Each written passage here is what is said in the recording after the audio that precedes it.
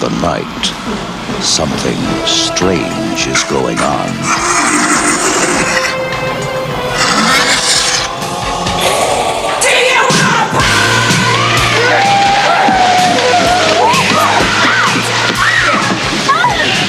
Did you see that movie, Night of the Living Dead?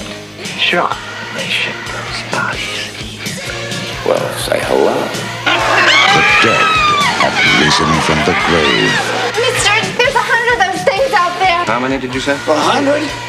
And now the question is, how do we get them back into the ground? Bert, Frank, we have a little problem. 4 left, 10 right.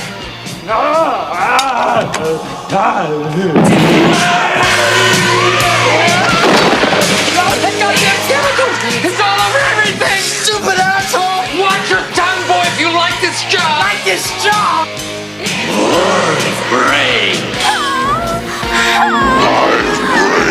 Welcome back to the 31 Days of Spooks. My name is Dylan Goebel, and today we're talking about The Return of the Living Dead, released in 1985. It is a horror comedy about these two employees at a medical supply warehouse who release a gas into the air, and basically that causes the dead to become alive again. They're zombies.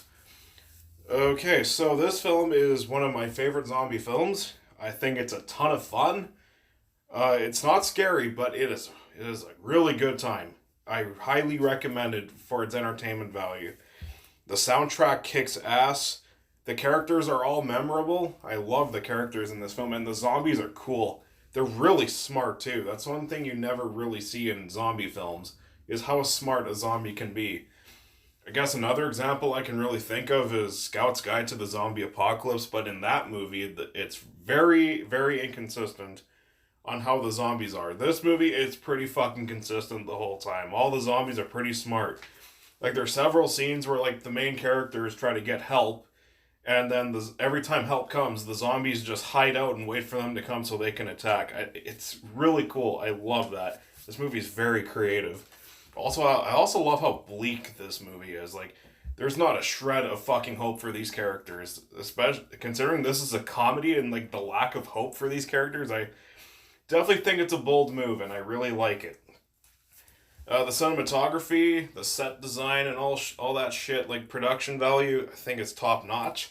I really love the use of the graveyard, especially with those, what do you call it? Oh yeah, those punk rock loving teenagers, some shit like that. I don't know. I didn't grow up in the 80s.